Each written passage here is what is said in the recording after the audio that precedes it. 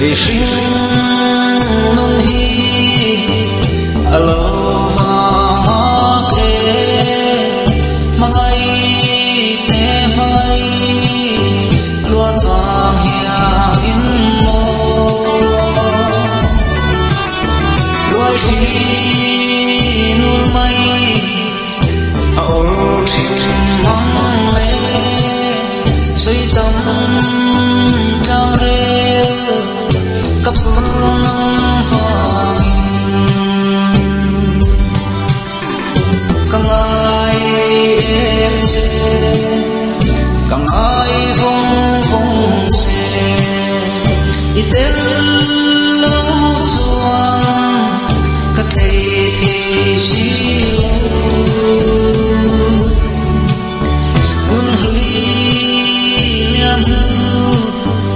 cả đồn sang đi hiang mà quy cả ngày vung vung xe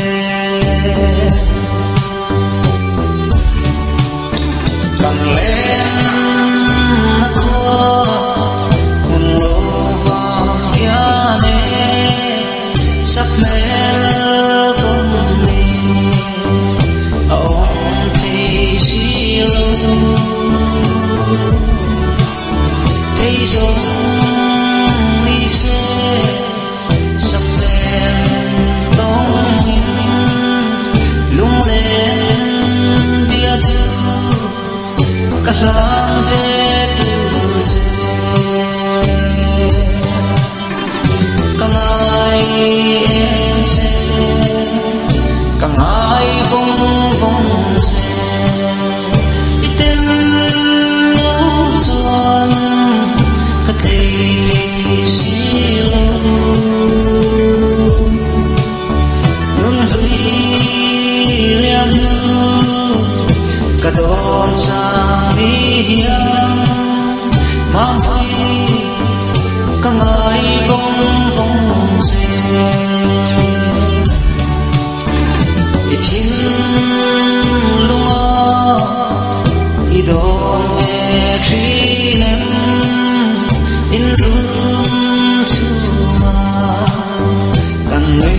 đừng lại tới khao các hin lung hia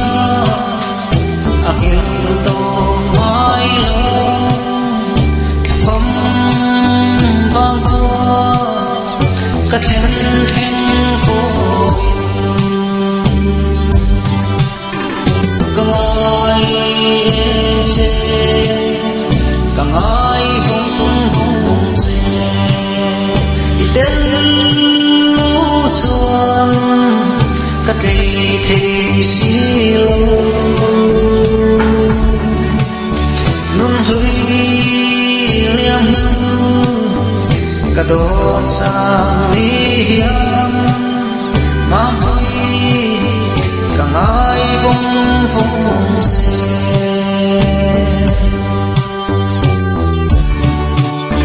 tâm ta kinh lâu ông chỉ nằm dễ ô lồm lên đi mong ăn thoải na thế ít đô cha đi alo khen đi chuông a riêng để mình hiểu